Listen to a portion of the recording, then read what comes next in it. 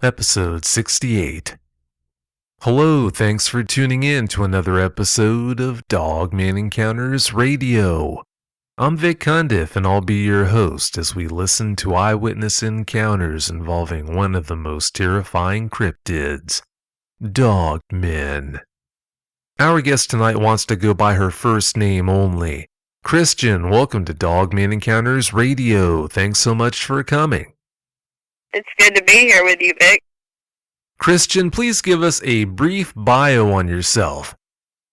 Well, I'm 26 years old. I was raised in North Alabama. That'll be pretty much where I've been my entire life and where I was raised. And I spent some time in the military. Now I'm a civilian and trying to get back to civilian life. Christian, you're not one of those people who is a stranger to the wilderness. You've spent quite a bit of time out there. If you don't mind, I'd like to devote some time here having you explain the kind of things that you've done out in the woods. Well, my grandfather owned a lot of horses. He had a lot of land out in the country out here in North Alabama. So pretty much we raised horses, which was actually deep out in the woods. He owned a lot of land out there, so when I was younger, we used to go camping, and when I say camping, I mean we just took a small tent, had bonfires, made s'mores and hot dogs, and spent several days out there. That was pretty much all we had for recreation in that area. Being in the military, I've also spent a lot of time being out in the woods there, too. It's pretty much been a huge part of my life. I'm no stranger to being out in the woods and seeing all the wildlife at all. It was a part of my everyday life for probably about 20 years, being out in the woods. When someone comes forward and says that they've had a Dogman encounter, it seems like the typical response from most people out there is to try and explain it away. Okay, this person doesn't know what they saw. Maybe they saw a squirrel, saw a wolf, you name it. Anything but a Dogman. With you, it's obvious that you've got more than enough experience out there in the woods to know if you did see something that was out of the ordinary, such as a Dogman.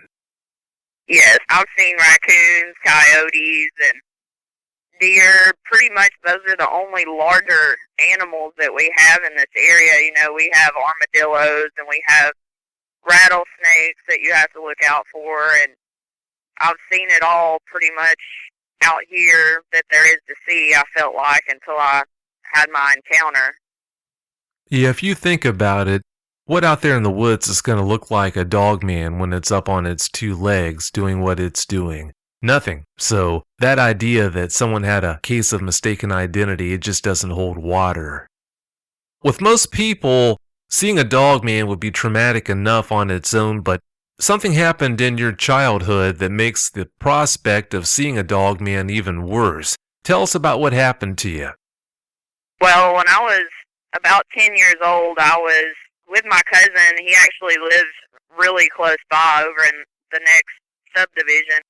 We used to get off the bus together every day, and that week at school we had gotten a fundraiser that they had talked to us about, and, they tell you that, you sell so many items out of this book, you might get a prize or you might get some cash, and you just pick what you'd want as a prize for how many ever items you sold. So that was a big enough incentive for us at the time, because we didn't really have many stores in the area that you could go and get toys and things like that. I think the closest Walmart was even about 30 miles away, so it was kind of a big deal for us, and we were really excited about it. Well, we decided that we were going to go door to door, and we were going to ask all of our neighbors if they wanted to buy anything out of our catalogs, and so we take off walking together, and we saw some dogs barking in a backyard, one of our neighbors' houses. We weren't too worried about it because they were behind the fence. Well, we started walking, and then they came running out from the fence. Apparently the gate had been left open. There was a Doberman and a chow. They grabbed a hold of my cousin They tore him up pretty bad on his thigh. He had to get several stitches. They drug him to the ground, and then he fought them off, and he got up, and he continued running straight to his house, which is not far from where we were. I was in shock. I didn't know what to do, so I just stood there. It wasn't a fight or flight response. I was just shocked that it had happened, and as soon as he took off, they turned their attention on to me, and they got a hold of me and dragged me to the ground. The chow had a hold of my leg, and the Doberman actually grabbed me by my neck and proceeded to drag me down the side of the road by my neck. I grabbed onto a mailbox as it was pulling me through the ditch. Lucky for me, I was on my stomach the entire time, but the dogs got on top of me and started biting just ferociously on my back. They tore me up pretty good. My cousin, when he had gotten to his house during this time, he went into his house in a panic and told his older brother what had happened. He didn't realize that I was still outside. He grabbed his gun and ran out the door, and he saw both of the dogs on top of me. He didn't want to shoot at the dogs in case he missed, so he shot up into the air. The dogs took off running, and he dragged me into a close-by neighbor's house, and they called an ambulance, and I spent several weeks in the hospital and had to have a blood transfusion, and it was just a really horrific situation. When I got back from the hospital, at that time we had a miniature pinscher. She was only about 5 or 6 pounds, but we had her for several years. When I got home from the hospital, I was still having night terrors, and I would wake up screaming, and she would jump up on my bed, and because of her jumping up on the bed and looking exactly like the dog that had attacked me, except obviously much smaller, it just made the nightmares a lot worse. And as sad as it was, and as attached as we were to her, we ended up having to give her away because I was just completely traumatized by the entire situation. Oh, that's horrible. I can only imagine what that must have been like. I've had some close calls, but luckily never had a situation where they followed through. The fact that after that happened, you have been able to have dogs. I know you had a pit bull when one of these incidents happened, and you had a Rottweiler when another one happened when you were younger. The fact that you actually were able to own dogs after going through something like that says a lot about your constitution. I'm really impressed. Yeah, I've always been an animal lover. Actually, when my mom received the phone call that there had been an accident with the dog attack, they didn't want to give her too much detail. They didn't want her to rush home from work in a panic, so they told my mother, she's been bitten by a dog. She's on her way to the hospital. Well, she thought in her mind that probably what would have happened is that I went up and tried to pet a dog that wasn't that friendly. So if that says anything about how much of an animal lover that I was, that's just the way that I was. Yeah, I'm an animal lover too. I can't imagine not having animals in my life the same way apparently you wouldn't want to live your life without having them in it. I'm just still so surprised that after having something like that happen, you're able to have big, powerful dogs like that Rod and the pit bull that we're going to be talking about tonight. Speaking of those incidents, about 2 years after that, when you were 12, you had a strange experience in the woods. Please tell us about that. Well, before the incident with the dog attack happened, we also had a Rottweiler. We had him for several years, and he was just kind of like the guardian of, I guess, our yard. He took care of things, let us know if people were around, but it was my job to go to the barn and feed the horses, which was probably about a mile, mile and a half from our house, but it was deep back in the woods. So I would come home and let him out of the yard, and he would follow me down to the barn. Well, he always stayed by my side. He never ran off or anything like that, so we never really had a reason to have a leash on him or a collar or anything like that. So this particular day, we go to leave to go to the barn, and he just took off ahead of me, which was really odd, but he just took off in a full-blown sprint. Me being about 12 years old, I'm thinking, I've got to catch my dog. Is he going to run off? What's going on? So I take off after him, and we go way past the barn. I'm still trying to catch up with him, and then we ended up on a game trail. This wasn't like a gravel road. We were far off of the gravel road. This was just a game trail, and when I say that, I mean it's just probably big enough of a trail for a deer to walk through. It would be hard for two people walking side by side to even fit because of how thick the woods are. So he lays down in the middle of this game trail, and I thought that was odd. I thought if he was chasing something, he wouldn't just stop like that. He wouldn't just lay down. As I'm walking up to him, I realized that the woods are completely silent. All of a sudden, it's starting to get dark, and we don't hear anything.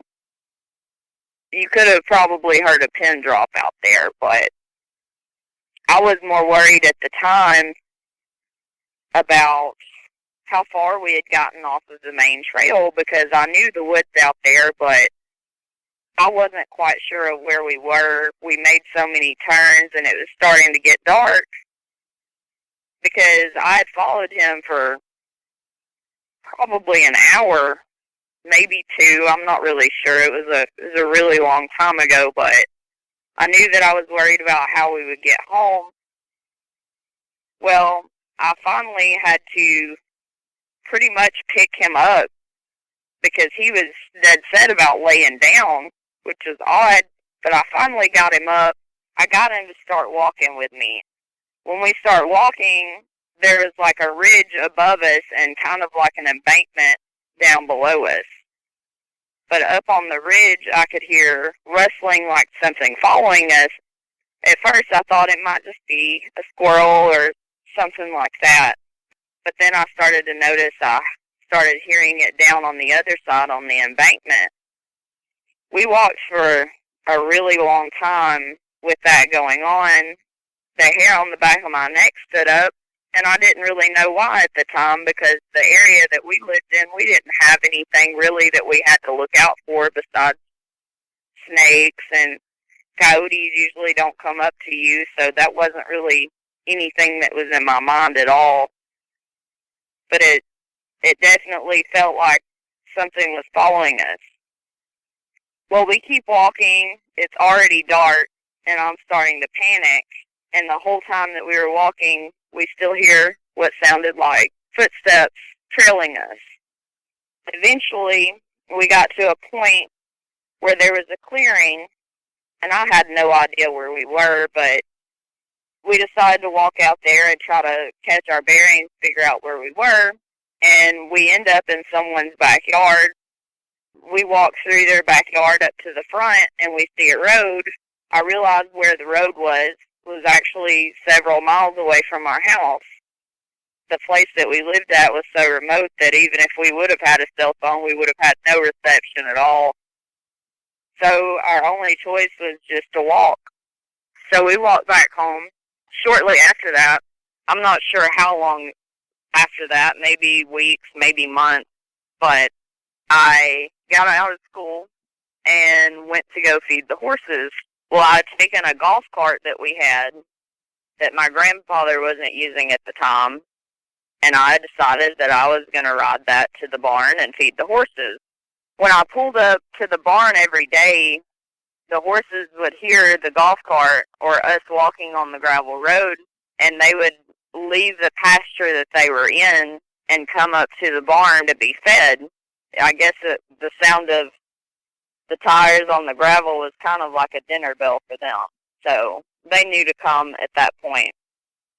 Well, this particular day, I get there, I pull up inside the barn, and the horses haven't come up to the barn at all, and I thought that was odd. Well, I sat there, and I had a whistle that I would blow to get their attention sometimes if they were really far out there, and I blew it, and still nothing. At that point, I'd gotten really frustrated, so there was a gate on the opposite side of the barn that would open up for me to drive the golf cart, or if we needed to drive a truck, we could just open up that gate and get inside there and go check on the horses. So I decided that's what I was going to do.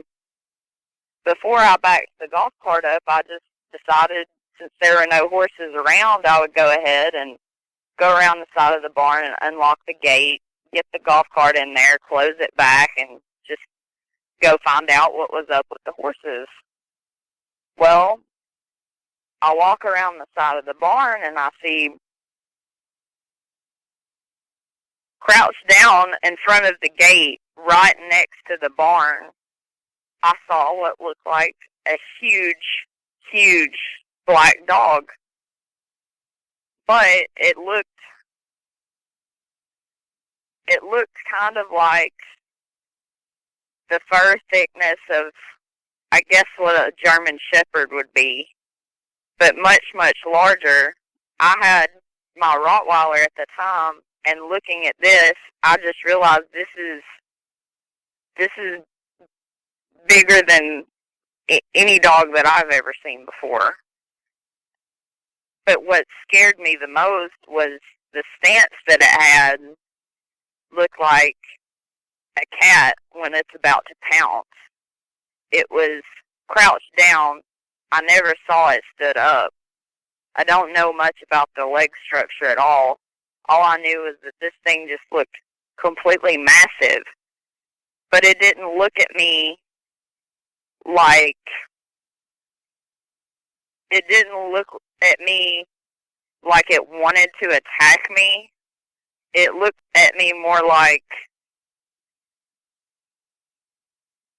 yeah, I'm here, and I kind of want to, I guess, intimidate you out of my area. It looked at me like, don't come any closer. It looked like it was about to, like it could have sprung forward and been on me in a second if it wanted to. I was, of course, in shock. I'd never seen anything like this before.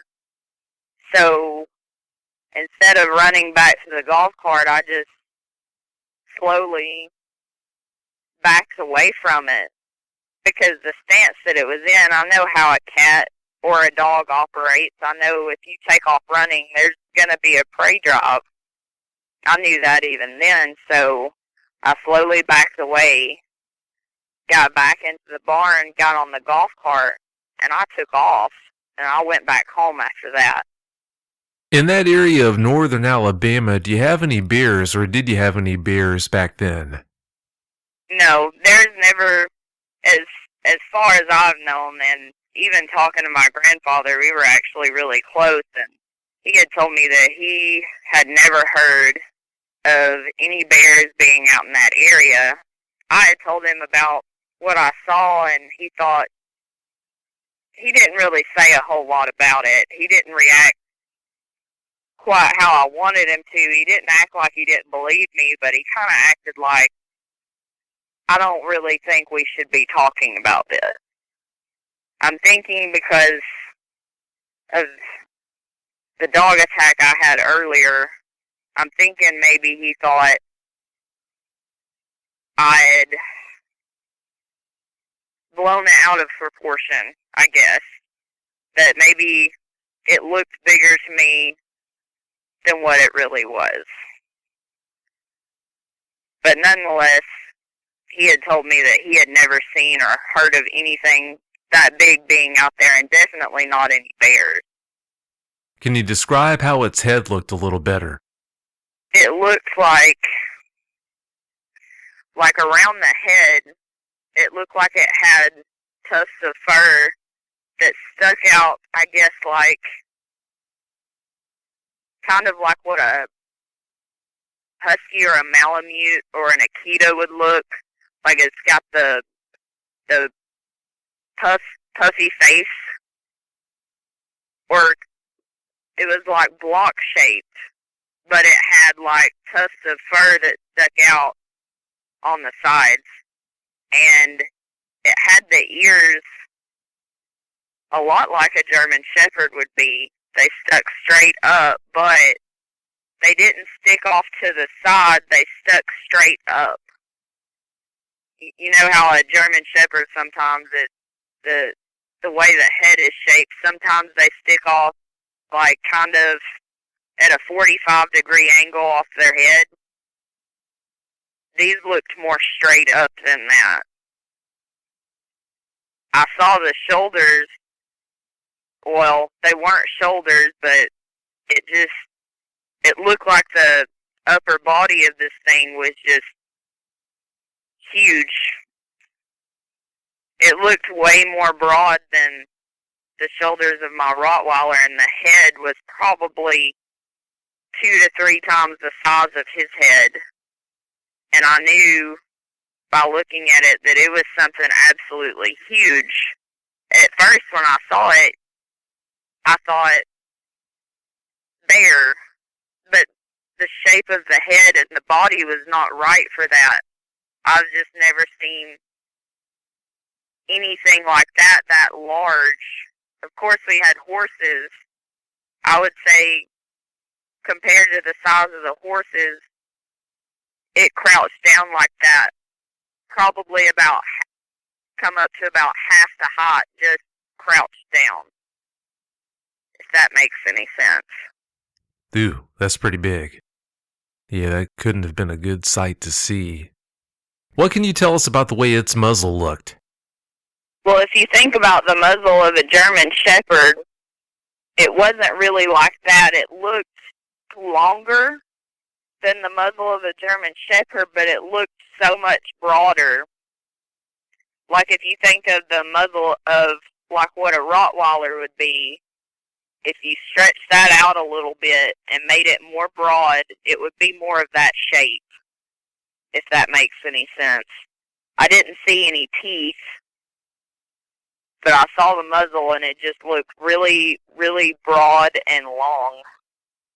Yeah, that's really scary. With a muzzle like that, it's going to have some tremendous biting power. Yeah.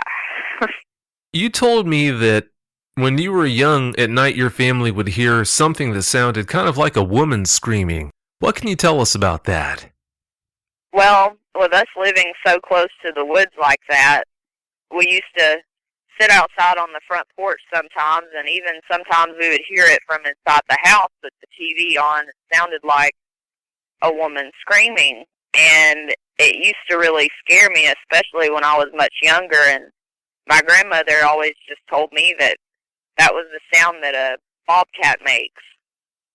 But we heard it all the time. It was more than just a regular thing. We would hear coyotes also, but we knew that that didn't sound like a woman screaming like what we heard out in the woods. But she had always told me that that was just the sound of bobcats. Even though I had never seen one out there, I'm sure there are some out there, but I've never seen one make that scream. I'm not totally sure of what it would sound like to hear it, but I know it was just loud enough to be heard over the TV or over us cooking dinner and talking and stuff like that. We would hear it from inside the house. Yeah, that had to be a pretty shocking thing to experience. I know foxes and bobcats can make noises that are pretty freaky sounding. Considering the activity that you've had in that area, it sure makes you wonder if maybe it was a fox or a bobcat that was making that sound, or something else like what you saw back behind the barn that day. I guess we'll never know. All we can do is guess about that. Before we move on to your next experience, I want to bring up something.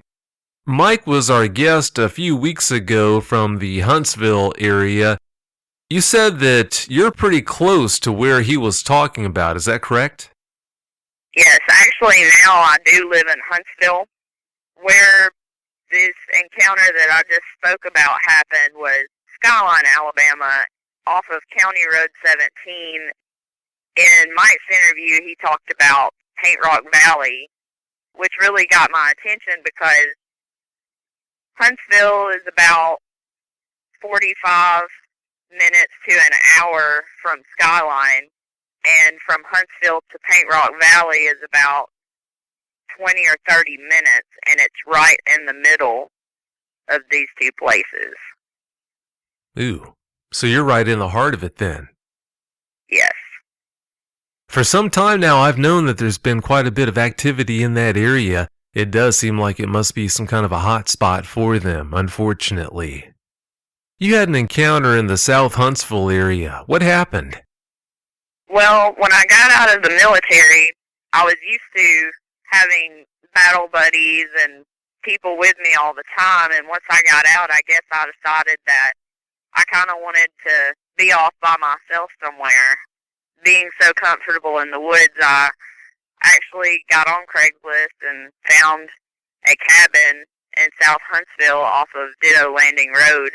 I liked the area. I went to go see the house, and I noticed that it was so close to Ditto Landing Marina, and I knew that I would love that because I love to go fishing, and I had my two dogs at the time, and I thought, we could walk from our house to the lake every day in the summer and go swimming or go fishing, and I thought that was just great. So the cabin that I got was well within my price range, and I thought it was great. It was actually on a gravel road, and there was only myself and one neighbor on this road. So it was really secluded. From where the front porch is, off to the side of the front porch, about probably not even 20 feet is where the tree line starts. And in the backyard, probably about 50 feet behind the back porch is where the tree line starts there. So they cleared it off in that kind of a shape back there so that I would have a backyard to fence in if I wanted to. But there were trails up behind the cabin that I had, and that's pretty much what sold me on getting this cabin. I thought it was great, so I moved in, and within 3 days, I think it was the third day that I was actually living there, my family came and helped me get everything set up, and I brought my dogs over there. I just adopted a St. Bernard Dalmatian mix from the local shelter. For several years, I had a brindle pit bull. He was really large. Nothing ever spooked him, which kind of worried me sometimes, but he was just always really sure of himself. Well, on my third day living there, I worked night shifts, so I would get up in the mornings and we would walk to the lake, or we would go in the trail behind the house and we would just go walk. We did that. I went to work. I got home at about 3 o'clock in the morning. So when I would get home, I would let my dogs out, and I had some lead lines tied up in the front yard. Well, because there was only myself and one neighbor on this road, it was so rural that we didn't even receive mail out there. The mail trucks don't even run out there. We obviously didn't have any street lights, so it was really dark. We had just installed a floodlight porch light on the front porch that was a motion sensor, so that when I would get off work that late, and it was so dark because of the trees, that when I would walk up on the porch, the light would come on and I could see to get my keys out and unlock the door. So that just kind of describes the area. But anyway, I got home at about 3 o'clock in the morning. I let the dogs out on their lead lines, and I heated up some food. I ate dinner, and I started doing the dishes. Well, when I started doing the dishes, I noticed that my pit bull was just absolutely losing his mind barking out in the front yard. And I thought that was odd because we have so many small animals around, it's really not like him to be barking that aggressively. I was kind of worried about our neighbor down the road being woken up by it, so I was really frustrated. So I came out the front door, and he was just barking in this one direction. I couldn't really see that well because the way that my motion detector light was set up, it just lit up just the front of the house. But off to the side, it was still very dark. So he was still barking and snarling and just uncontrollably. I tried yelling at him from the porch. He wouldn't stop. So I got even more frustrated, and I walked down the steps to where he was, and I pretty much had to straddle myself on top of him and grab a hold of his collar because I was afraid that he was going to break his cable that he was attached to. I yelled at him to stop. He wouldn't stop, and he was just thrashing around.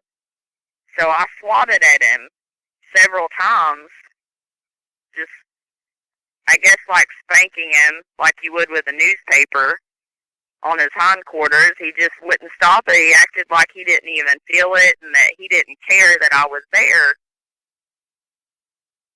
After about 30 seconds of wrestling with him and trying to get him to stop, I decided, well, what is he absolutely losing his mind over?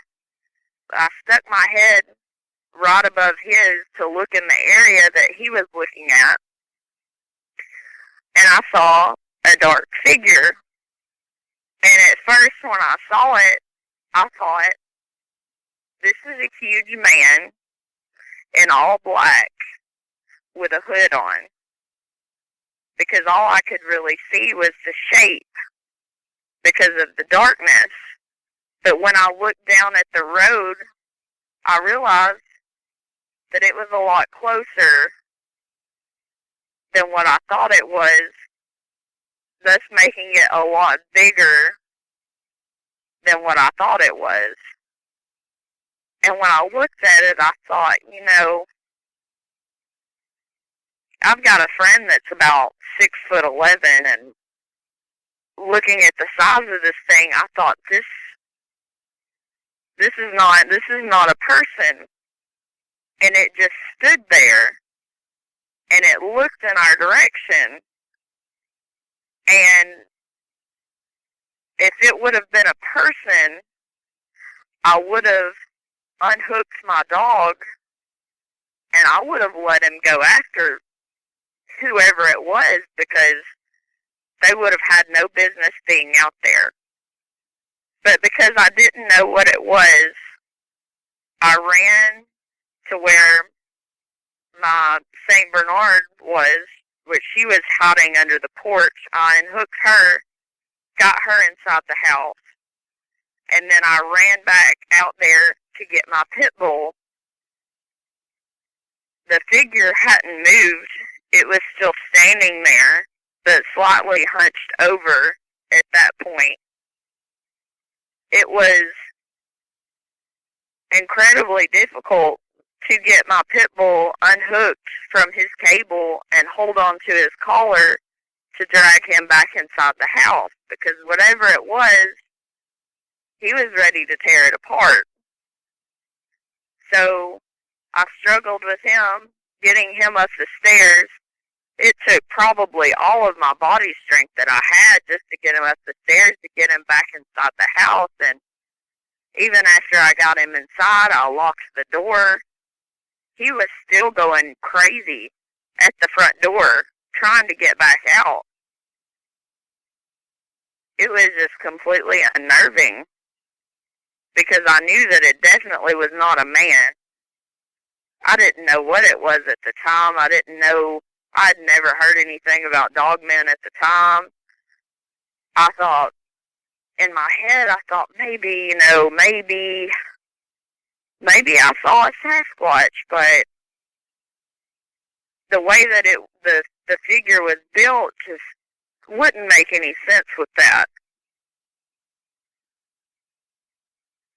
That was the end of that particular encounter. From the way you described this subject when you had first seen it, it sounds like it wasn't hunched over in posture at that point, but later on when you looked at it, you said you noticed it started to hunch. Did that happen in response to your presence, could you tell, or was it something else making it hunch over like that? Well, at first, when I saw it, it looked like it was standing straight up. Like that was the point where it looked the tallest. While it was standing up like that is when I grabbed my St. Bernard puppy out from under the porch. I got her inside. While I got her inside, my pit bull was still out there just losing his mind and snarling. When I started coming back down the steps to get him, I noticed that it was hunched over, but the way that it was hunched over kind of looked like a football player when they're about to do a play. Hunched over like that is what it looked like. I didn't know if it was going to charge. I wasn't even sure at that point. I didn't really have the time to think about what it was at the time. It was after I got inside when I started wondering what it was. All I knew was that I definitely felt threatened. I was worried for my safety and, of course, my dog's safety. And when it hunched over like that, I thought I got in even more panic mode. I probably had more adrenaline, and that's probably the only reason why I was able to get my pit bull inside, was him being that certain of himself that he was going to break away from me and take off after whatever it was out there. How far was this subject from your floodlights? Well, the floodlights shined directly in front of the house, so it lit up the whole front of the house, but off to the side a little bit, it just looks like complete darkness because of all the trees. So it was off to the left side of the house on the gravel road in front of my house, probably 30 feet from where I was, and probably 60 feet from my front door. And I know that because I know how many feet it is from the house to the road. And then I know that he was actually standing on the road, but off to the further side, but he was still on the gravel road. So I know that it was about 30 feet from where I was. If it was about 30 feet from where you were at that time, at its closest, how close was it? I would say from where the front porch starts to where the road is about 15 feet. And the road is just big enough just to fit a vehicle on, so I don't know, 6 or 7 feet across. He was off to the side a little bit, but still on that road, 20, 30 feet in between there from where I was standing, and about 60 feet from my front door. Yeah, that's way too close for comfort right there.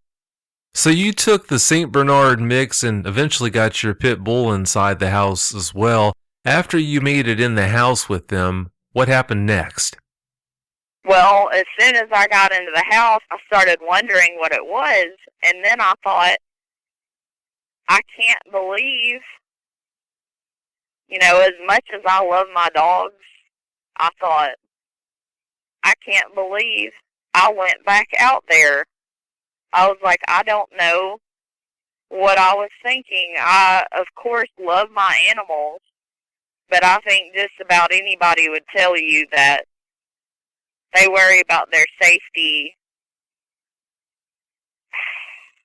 It makes it sound like I'm kind of being heartless, but actually I was thinking, I went out there, I went inside with my St. Bernard. I came back out and got my pit bull and dragged him inside, but I was thinking it would have had me long before I could have even got the St. Bernard inside if it wanted to. I just thought, I don't know how I'm going to be able to come home from work and walk from my truck to inside my house and feel okay, feel safe after seeing something like that. I kept wondering what I was going to do about it. Well, that's understandable. When you know that something like that is outside, it really changes the whole dynamic, doesn't it? Yes, definitely. Unfortunately. Were there any other incidents that night, the night that you saw that subject? It wasn't that night. It was probably a week, maybe 2 weeks later. I'm not really sure how long after that it was. I was coming home from work at 3 o'clock in the morning again. Was going to let my dogs outside. I guess I had told myself, after I'd seen what I saw, I thought, I guess I had talked myself out of thinking I'd seen what I saw. I may have thought to myself, maybe I've been working too much. I was just trying to tell myself that couldn't have happened. I was just trying to talk some sense into myself. But anyway, sometime after that, I come home from work again, 3 o'clock in the morning. I get out of my truck. I walk up the stairs to my porch to unlock the door. When I got up on the steps, the motion detector kicked on. And I had some chairs sitting at the end of my porch. And I noticed something laying there. And I looked at it, and it was a coyote on my porch, just laying on my porch. It didn't make any kind of aggressive move towards me. It acknowledged me. I completely lost my mind, ran back out to my truck, and I called my dad. And I said, Dad, there's a coyote on my porch, and I was about 10 to 15 feet at the most away from it, and it didn't run away. It just looked at me. He was like, well, my goodness, don't get out of the truck. Just try to watch it, and if it gets up and moves away, then try to get inside the house. He was like, but if it's sitting on your porch like that, that's not normal. He was like, there might be something wrong with it. It may have rabies. It may have some sort of disease. So don't take any chances with it. It may try to bite you. We don't know what its problem is. Just stay in your truck. Don't try to go inside, because that means you'll be closer to it. At least you'll be safe in the truck. And I kept worrying about my dogs inside. After I called my dad, I looked behind my truck and I noticed that we had a city garbage can that we had pushed out to the road that day. It was the day that the trash pickup came. And it was knocked over, and I thought, it's kind of odd, but I was really more worried about the coyote. I was worried about my dogs inside, because I thought, they haven't been outside to do their business in about 6 hours. I was like, I'll just have to deal with the repercussions whenever this thing leaves. Just try to run and take them out as quickly as I can so they can take care of their business, get them back inside. Well, I waited for so long, and the coyote just never moved. I got really tired, and I ended up falling asleep in my truck that night. The next morning, it was gone. The following week after that, I wasn't really worried about the coyote. I thought, if it's sick, if something's wrong with it, it may have been disoriented. It may have just gone back out in the woods to die somewhere, because we know that that's what animals do. So I wasn't too worried about the coyote anymore. And it used to always be my routine when I got off work, let the dogs out, go outside on the front porch and drink a cup of coffee, and even talk on the phone to friends or read a book, something like that, just to unwind. Well, I started hearing what sounded like a baby crying in the woods off to the west of the house, but it sounded like it was in the trees. It sounded like it was coming from above. So I walked to that side of the porch. My dogs were reacting to it, but they weren't barking. They were just looking in that area and not moving at all. It had me so convinced it just sounded like an infant crying out in the woods. And it had me so concerned that I almost got off of my porch and walked off in there with a flashlight because it just sounded so much like a baby crying, even though that doesn't make any sense for a baby to be out there out in the woods. I didn't go and investigate it, but it stopped after a while. I got the dogs inside.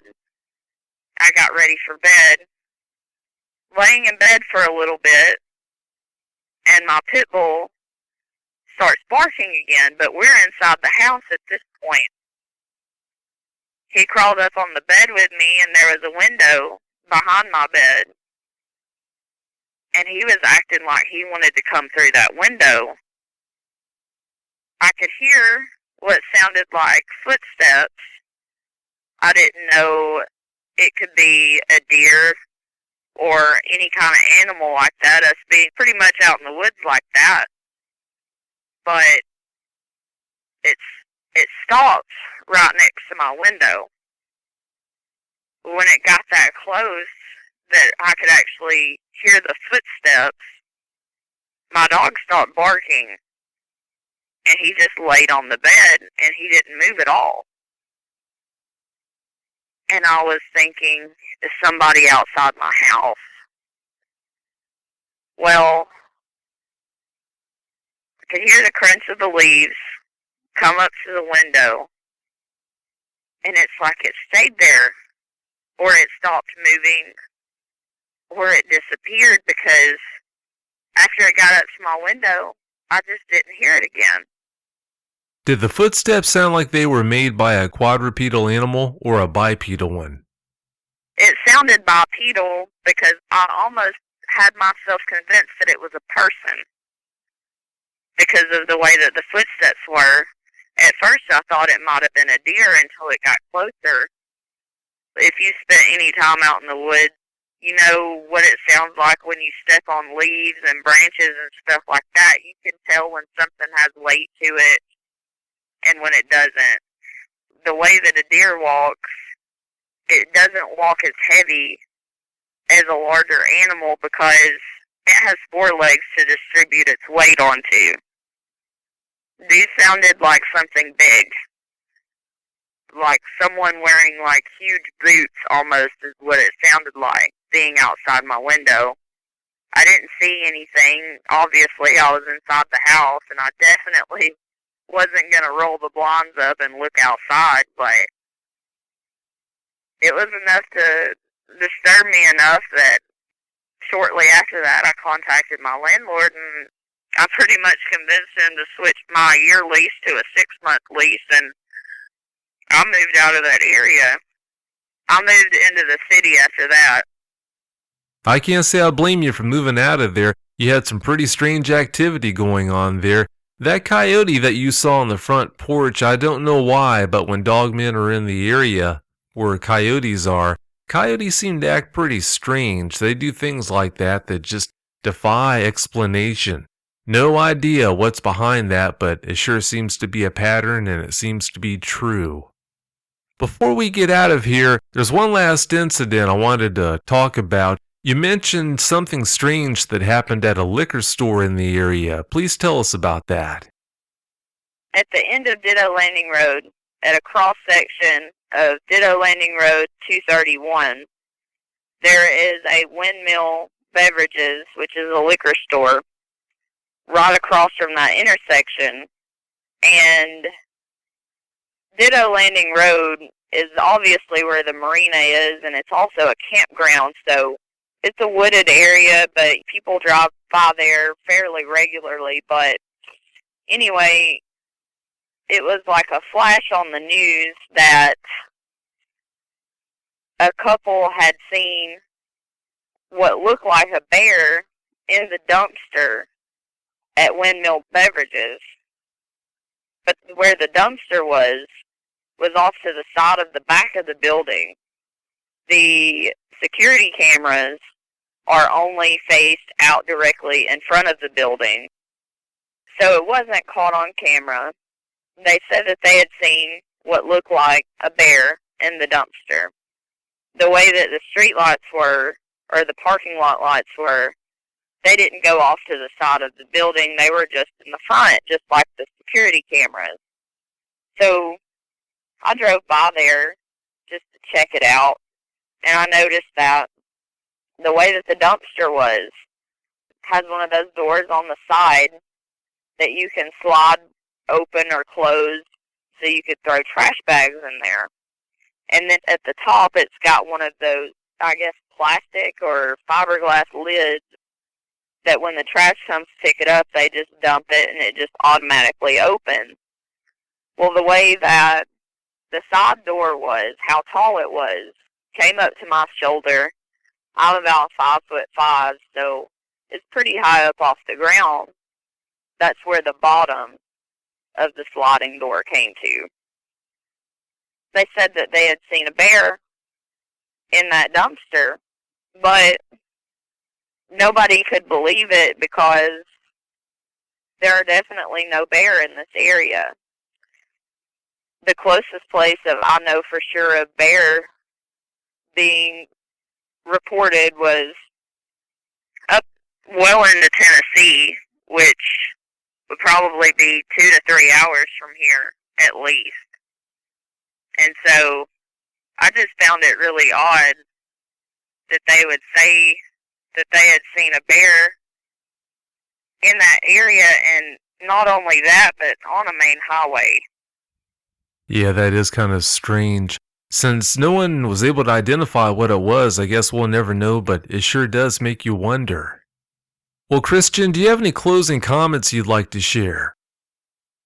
Yes, actually, I do. I would just like to let people know, if you go out into the woods, you spend any time out in the wilderness, you need to keep your wits about you. You need to pay attention to stuff, like all of your surroundings, because you just really never know what is out there. And if something was to be stalking you or following you, it's going to do whatever it can to be as stealthy as possible and to not be detected. But you need to definitely keep your wits about you and pay attention to the small details, because that could be something that you could definitely have going for you in your favor in that type of situation. At least be aware of your surroundings. Well, that's really good advice. Christian, I can't thank you enough for coming on the show here tonight. I really do appreciate it. It was good to be here, Vic. Oh, it was great talking with you. Have a great night, okay? Thank you. Bye. Bye. If you've had a Dogman encounter and you'd like to speak with me about it, whether in private or on the show, you can reach me at contact@dogmanencounters.com. I'd love to hear from you.